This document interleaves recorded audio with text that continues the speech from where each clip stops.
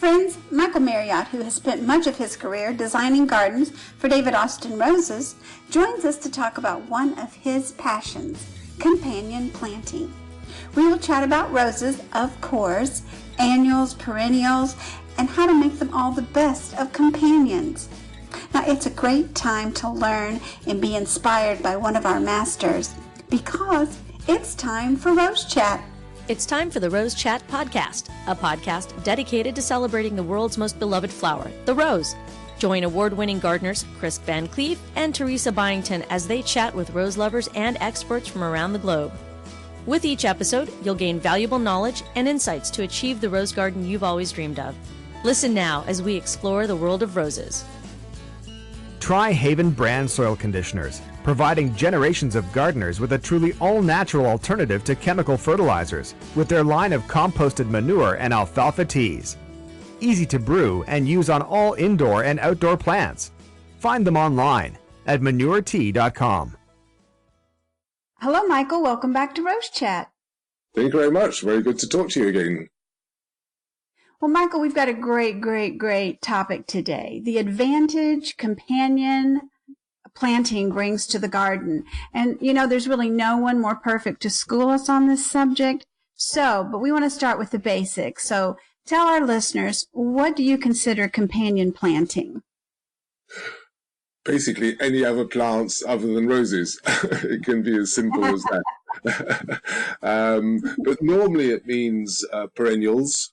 But I'm also always very keen to introduce biennials and annuals. People often don't think about annuals, planting them with roses, but as long as you choose the right sort, there's some really lovely annuals out there. There's lots of really hideous ones, I think, but there's lots of very lovely ones, and they can look really good with roses as well. But it can also be shrubs, you know, other flowering shrubs, Dirtzias and Philadelphus and Caryopteris and things like that, hydrangeas.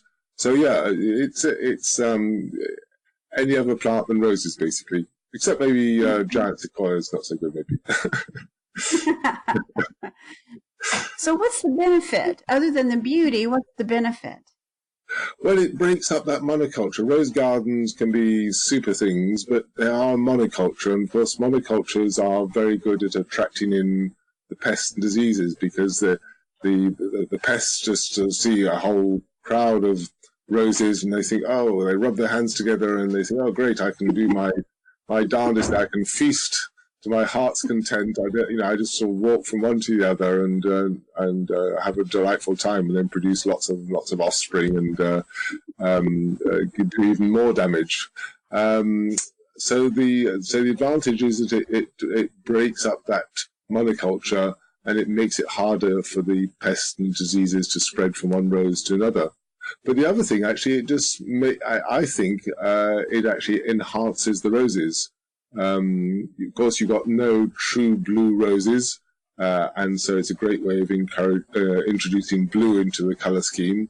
And the sort of the small flowers and the very different habit of growth, the way they flower in the perennials and annuals and biennials, it's a real contrast to most roses. So just that contrast between the sort of the looser perennials and other plants compared to sort of maybe the not quite stiffer growth, depends what sort of roses you grow, but the generally larger flowers of the roses, it's just a lovely contrast. And of course, in some perennials, biennials especially, you've got very spiky growth. You know, things like the mulleins, the vibascums, and the foxgloves, and delphiniums, and things like that.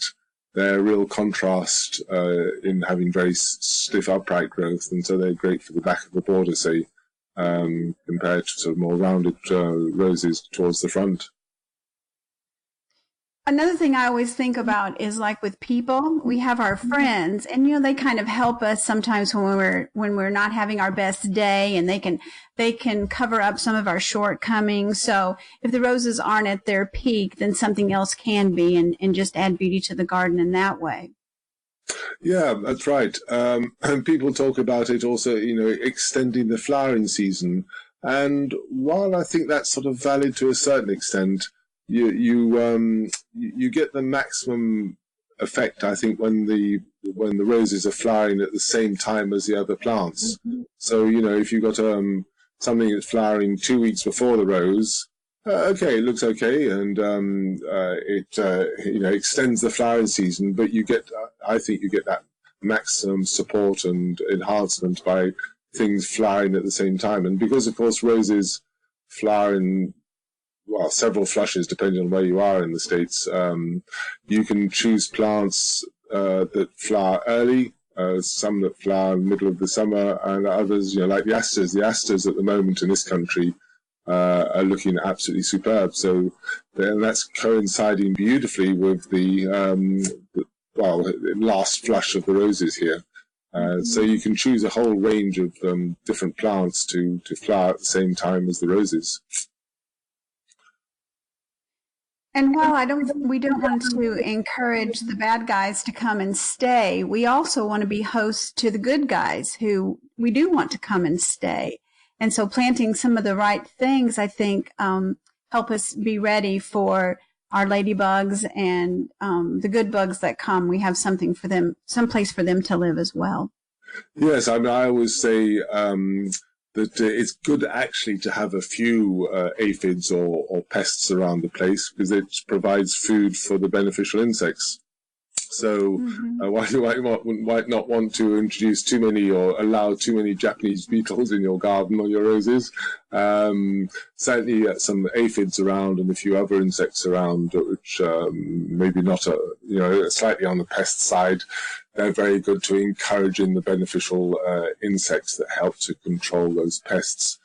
But if your garden is very sterile and you spray everything like mad, then you might get a sudden outbreak of a pest, and there's nothing there naturally to control it. And these things don't happen overnight. These sort of natural habitats, ecosystems, they'll take maybe 2, 3, 4, 5 years or something. You just got to be patient, and you got to accept that sometimes you're going to have a bit of an outbreak or something.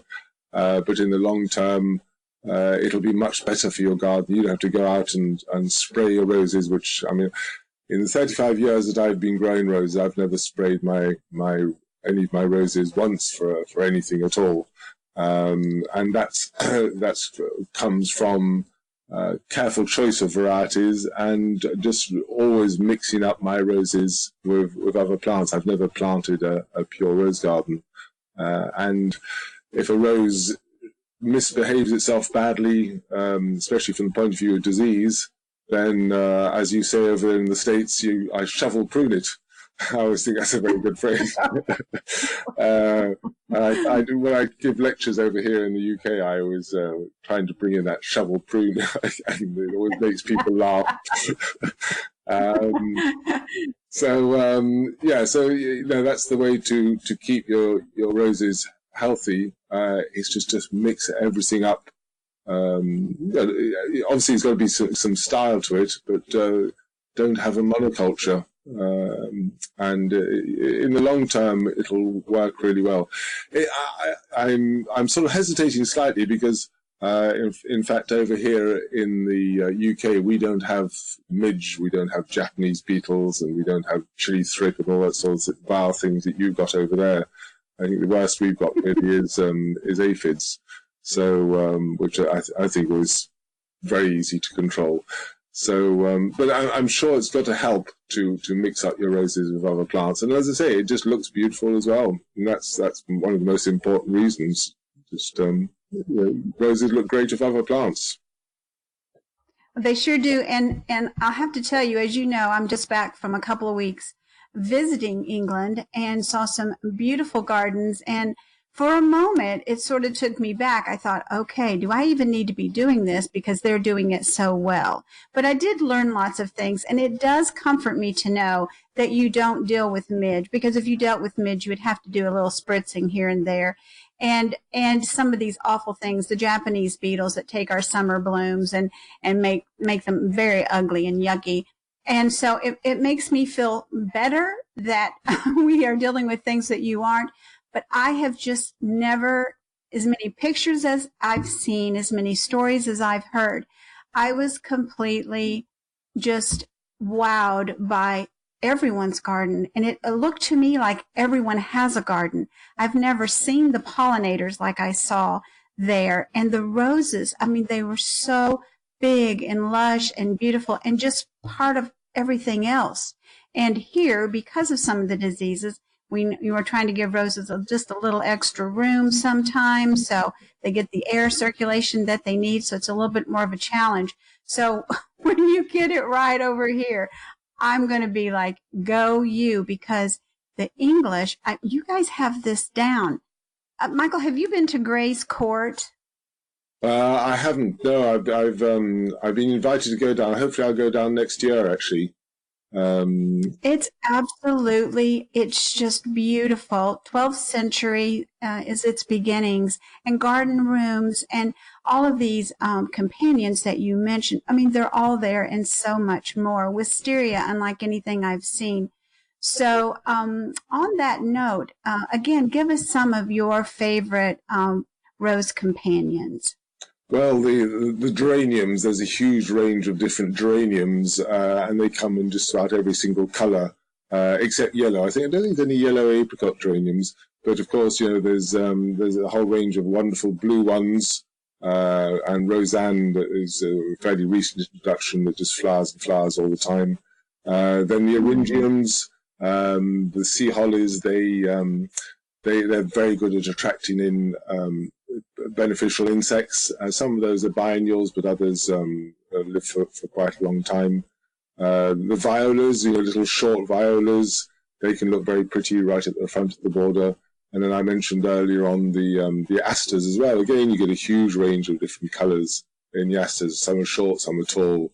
But they're a lovely group for flowering later on when your roses are coming maybe towards autumn, towards your fall. And then in other colours, there's things like the astrantias. The rudbeckias are looking absolutely superb at the moment. When I was over there in Colorado and up to Canada, there was some wonderful rudbeckias all over the place. Penstemons, they flower for a very long time. Agastache, they're great as well to encourage beneficial insects into the garden. And then I mentioned the biennials earlier on as well, the foxgloves, the sea hollies again, and the mulleins. They tend to be rather spiky things and good at attracting in beneficial insects. And of the annuals, as I said, some annuals, I think plant breeders have gone a bit mad with annuals and produce some really hideous plants. But there are some very lovely ones, and one of my very, very favourite ones is called Phacelia, which I think over there you call blue tansy. Do you know that one? It's a native to the States. Oh, Phacelia is spelled Phacelia, and it's an annual that is a member of the borage family, and it's got a bluish flower, and it's incredibly attractive to bees and other insects, and flowers within a few weeks of its sowing. And if you don't live in a cold area, it'll overwinter. And I use it a lot. It's used as a sort of ground cover plant over on the continent in sort of France and Germany and places like that, and really good. Then there's of course the members of the Umbellifer family, things like Amimagus, very good. And Cosmos, they go on flowering forever. And Chooser, a member of the borage family.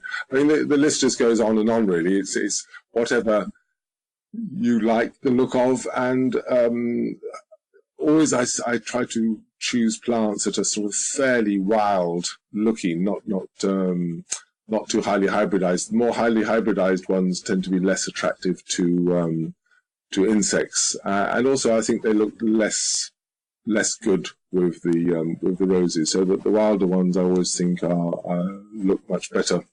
The golden rule is with a lot of these is not to allow them to grow right round the base of the roses, because if they do, then they'll crowd the roses out and steal the lion's share of water and nutrients. And of course, roses are hungry feeders, and they like plenty of moisture around the roots. So if you have other plants growing right around the base, the roses really don't appreciate that. So always plant them sort of maybe 18 inches, 2 feet away, depending on what sort of rose and perennial you've got. And so the flowers of the other plants just cuddle up nicely to the flowers of the roses, and they intermingle to create that beautiful effect. But don't let them sort of intermingle, get too cozy together.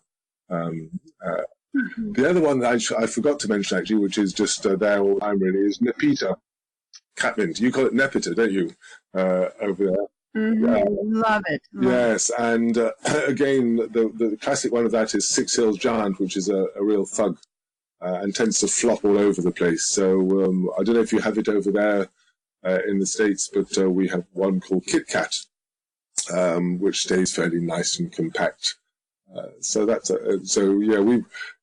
when I show my my lectures, my PowerPoints there seems to be every other picture has a Nepeta in it.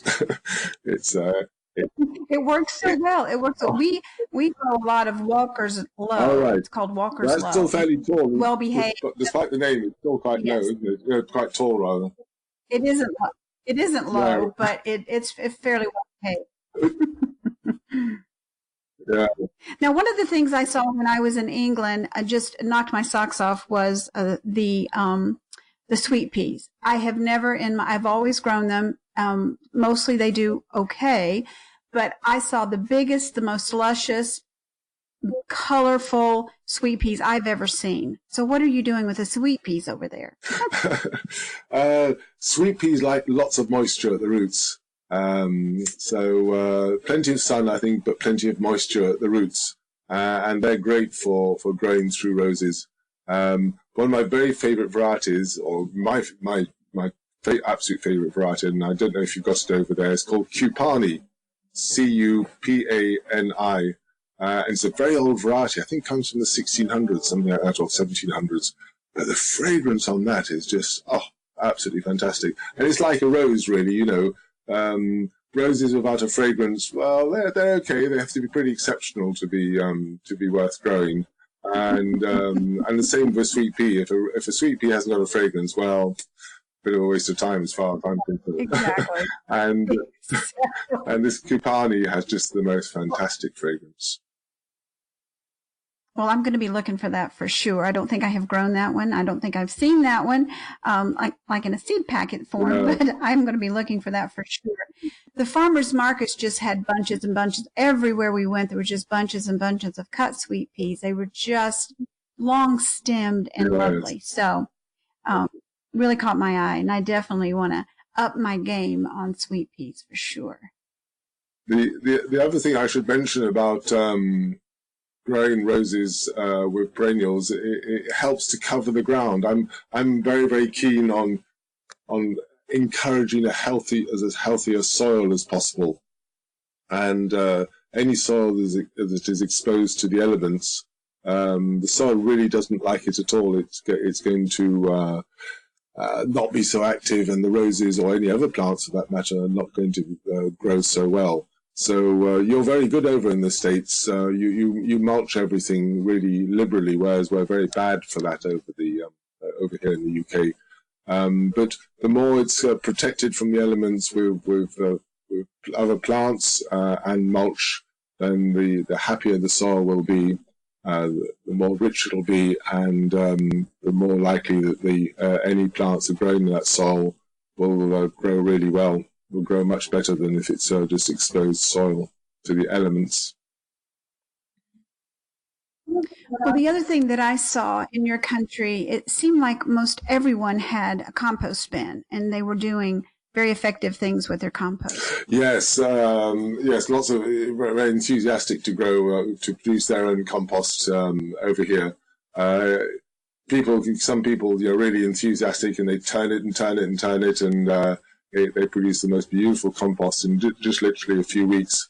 But most people, they just make a heap in the garden somewhere, with some pallets on either side, something very, very simple. Just pile it all up, whatever comes, waste out of the kitchen, all the peelings and apple cores and things like that, mixed in with the weeds and a certain amount of grass clippings, not too much, and that's great. It doesn't produce a huge amount of stuff. So I was very excited when I went to see my daughter in Boulder, Colorado. She took me to a landscaper's yard where they had these huge heaps of different mulches and gravels and sands and things like that. It was absolutely wonderful. I think you've seen it. I've posted it on my Instagram account. And you've never seen anything like that over here. But mulch, I think you can buy mulch very much easier over there, whereas here nobody ever buys mulch at all. And they should do. They should be protecting the soil. The soil is just, if we don't have good quality soil, then farmers can't produce their crops, and we don't grow beautiful flowers, and very soon the whole world's going to be in a fairly grim state. So we need to look after our soil as much as possible. So true. I think it was maybe 2 times ago at one of our Rose Society meetings, one of our masters who has been growing roses so well, so beautifully for so long, was giving us some tips. And something I heard him say that I've never heard him say before. And he said, I never really let my rose beds dry out. Yeah, very important. I think it used to be the rule that you didn't feed or water your roses during the heat of the summer. But I think that's been discounted now, isn't it? That you could keep on feeding and watering your roses right through the summer. And of course, during the winter, when the ground freezes, I think the main cause of death during the winter is not the actual cold, but dehydration, because if the ground is frozen, then there's no sort of free water available. So yes, you have to try and I suppose that's the point of a very deep mulch, isn't it? It stops the frost from going right into the ground and freezing up the water, and then stops it, not making it available to the roses. Keeping things at a more level temperature. He talked a lot about water that day, and he said, water before you fertilize and water after you fertilize, and just keep watering. So someone raised their hand and said, well, doesn't that dilute the fertilization? And he said, no. The water is the important component.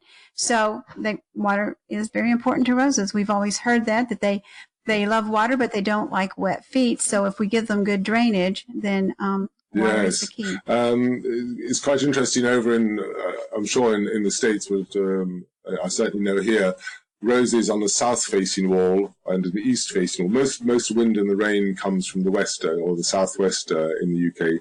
And often climbing roses planted on the south-facing or the east-facing wall, they really look very poor. And I'm sure that's mostly down to the dryness of the roots, and also the fact the soil is often not very good close to walls. Whereas on a north-facing wall, where the sun, where the rose might only get, literally 3, 4, 5 hours of sunlight a day, direct sunlight, the roses do very well. And that's, I'm sure, at least partly due to the soil staying nice and damp, because it doesn't have much of the direct sun. So the roses benefit from the really moist ground and still enough light for them to grow and flower well. Roses are full, aren't they, of these old laws that you should do this, that, and the other. And you've got to have the maximum number of sunlight to get them to grow properly and flower properly. But a lot of it is very subject and sort of suspect, I should say, and doesn't take very careful investigation. So yes, I think that's one of the classic laws. Roses can still do very well on the north-facing wall as long as it's a very open situation. And they do like lots of moisture in the ground. Well, Michael, I have a whole page of notes, and I'm sure our listeners are going to also.